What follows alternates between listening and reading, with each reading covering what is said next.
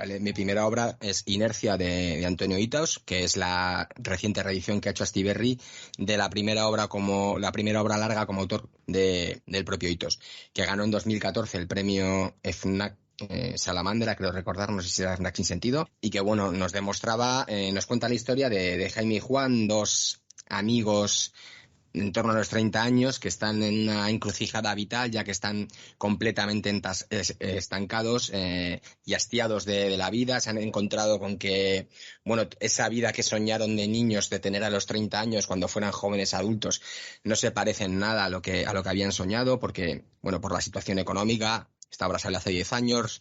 No hay que recordar cómo estábamos y cómo seguimos hace 10 años, con lo cual son unos personajes que están, pues eso, estancados y viviendo la vida directamente de la inercia de todo lo que han pasado antes. Entonces, la historia lo que nos cuenta es cómo van a tratar de romper esa inercia. Lo que pasa es que estamos Antonio Itaos es un autor muy, muy particular, porque aquí, aunque sí que es una obra que tiene pues esa lectura desde lo íntimo de la amistad entre esos personajes, nos va contando la realidad social del momento.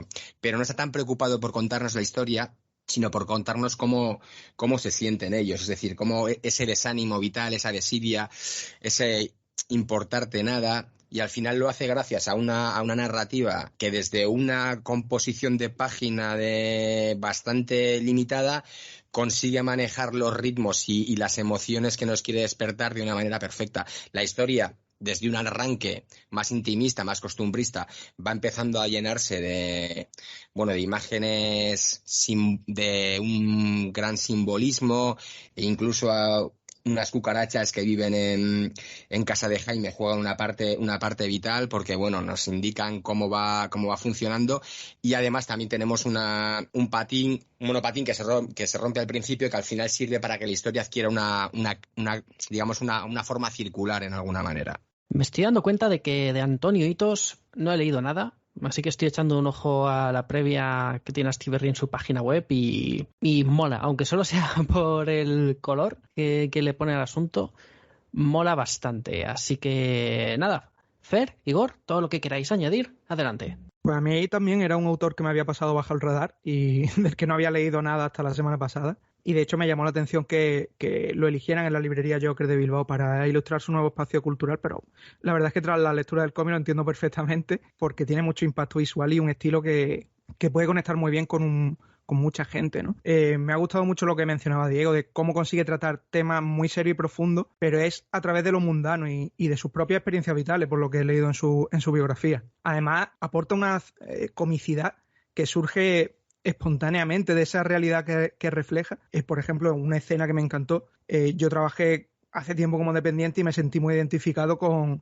esa escena en la que el cliente pregunta por las películas del famoso director italiano Luca Diamati, que además le cambia el nombre cada vez que lo menciona. Y esa insistencia que va mostrando, el descreimiento en la palabra del dependiente, me parece una escena brillante. Y por supuesto me he sentido también representado en esa generación engañada, olvidada, que nombraba Diego, estancada en la rutina, en la falta de esperanza, en la desconfianza. Y nuevamente, parece que hoy no hemos puesto de acuerdo, tengo que destacar el color de la obra, que me ha parecido fascinante.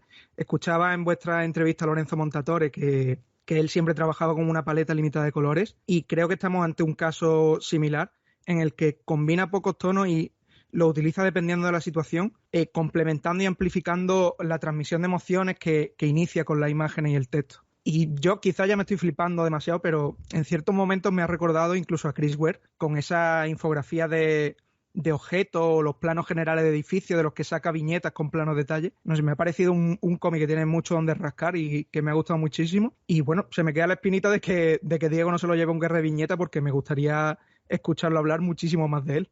A ver, lo de Warren yo también lo veo, quiero decir, creo que es una influencia muy obvia, y lo de con Montatore son súper amigos y claramente, comparten esa visión del color, y al final esa paleta tan limitada yo creo que le da la fuerza, porque también hay que hablar mucho del contraste que hay entre esos fondos tan rectilíneos, tan bien trabajados, tan bien narrados y lo que están viviendo, es decir, de la manera que la ciudad se acaba convirtiendo como en la cárcel en la que están los personajes, es decir, porque al final, y luego también me gusta mucho, que también es algo que, por ejemplo, comparte con David Sánchez, esa parte de no ser súper explicativo y de no dejarlo todo, o sea, es de no llevarte de la mano, sino te deja una parte, recupera esa idea de la relación de vale, yo soy el autor, te dejo la obra, pero hay una parte que la tienes que interpretar tú. Quiero decir, que es algo que no es tan sencillo. Y me parece que también lo tiene Barnes, que bueno, que al final los referentes son bastante, en ese sentido son bastante obvios. Es decir, también hay que decir que aquí el estilo ha ido mutando y cada vez es mucho más, hay menos importancia en los escenarios y se va directamente a la narrativa pura, porque aquí tiene momentos de narrativa que son brutales. Pues en los siguientes, en Ruido es una pasada. En Ruido hay páginas que son un prodigio de narrativa, que es una obra bastante más críptica que esta, porque aquí todavía sí que hay un enfoque más de la realidad. En esa se va un poco más, y a mí me parece que es un autor de estos de seguir de manera absoluta, porque es un privilegiado, es diferente, es atrevido, desde la vanguardia consigue hacer cosas comprensibles y maravillosas como esta. De hecho, las 3 obras incluso que lleva largas se pueden considerar casi una trilogía, que también tiene que ver mucho con la física, sobre todo las siguientes, porque ya os digo, esas son un poco más abstractas, pero vamos, a mí me parece uno de los grandes autores jóvenes, bueno, no tan joven ya, pero bueno, que es joven, no vamos a entrar ahí, pero vamos, me parece ese debate fuera. Sí. Ese debate aquí fuera que lo perdemos, digo. Sí, entre otras cosas porque es más joven que nosotros dos. No veis, ya me imaginaba yo. Pues mira, yo tenía ganas de hincarle el diente, precisamente porque me habías hablado tú muy bien de él. Y me ha gustado, a ver, es verdad que yo no soy muy amigo de lo cotidiano. A mí ya sabéis que me gustan más los relatos fantásticos y cuanto más locos mejor, ¿no? Pero este tiene escenas, como la que ha dicho Fer, que sí que me han gustado. Y sí que me han gustado por cómo lo sencillo es que no te está contando nada, pero te está contando mucho a la vez. Yo me quedo con la del muñeco, los muñecos que le tira la madre, ¿vale? Que eso creo que nos ha pasado a todos, ¿no? Que te vas de casa de tu madre y te tiran la ¡Qué drama! ¿Verdad? ¡Qué drama! Eso sí que es un dramón, de verdad. Y a mí lo que me ha encantado es la narrativa. Por supuesto, las influencias, pues yo creo que están bastante claras, ¿no? Pero me ha gustado mucho la narrativa y ciertos recursos que utiliza. Quizás me ha gustado más, fíjate, la parte más abstracta, con lo cual si me dices ya que los otros son más abstractos, creo que me van a gustar más. No tanto más abstractos, sino que casi quítale la parte costumbrista. Es decir, al final, en el otro, si aquí hay mucho interés por reflejarnos con las imágenes el estado de ánimo de los personajes, ahí directamente es narrar con imágenes. Es decir, aquí los esos están muy medidos, en los otros todavía están más medidos. Es decir, de manera que la historia la cuenta la imagen. Porque eso sí que es una clara preocupación de él. Es decir, al final es volver. Aquí, por ejemplo, no hay algunas uso de onomatopeyas, pero en los siguientes trabajos lo que hace es irse más directo a lo que es el cómic puro y duro. Es decir, onomatopeyas, escenas de mucha narrativa, de mucho desplazamiento horizontal a través de las viñetas.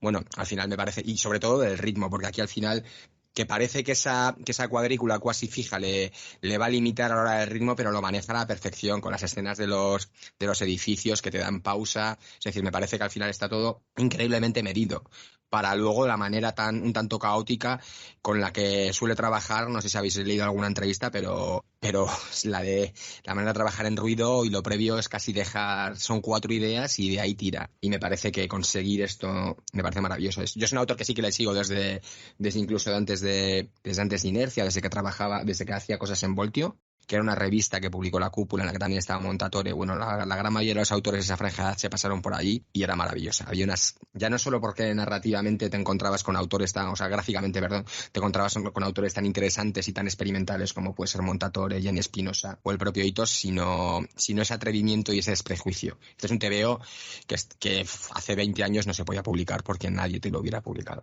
Y ya no te digo los siguientes. O sea, eso se lo permitían a Max a ratos, pero cuando era uno de los popes del cómic español, pero me parece un autor, ya os digo, que todo lo que haga se lo voy a comprar porque me fascina, sobre todo por lo que comentaba, esa capacidad de decirte, interpreta tú esta parte, no te lo voy a dar todo mascado, voy a exigirte un poquito, que es algo que yo creo que hay que exigir, por lo menos, no a todas las obras de ficción, pero sí que hay que leer algo de eso, aunque luego te puede incomodar cosas a las que te haga enfrentarte, ¿eh? Pero a mí dame más historias esas y menos historias mascadas. Bueno, a mí me gusta todo. Me gustan las historias marcadas y las... Bueno, joder, soy licenciado en filosofía. Si no me gustan las cosas raras... pero me has convencido. Tengo mucho interés en hacerme con el resto. Muy bien, pues hasta aquí la reseña de Inercia, editado por Astiberri. El autor es Antonio Hitos y hablamos de un tomo cartone de 128 páginas por un precio de 19 euros.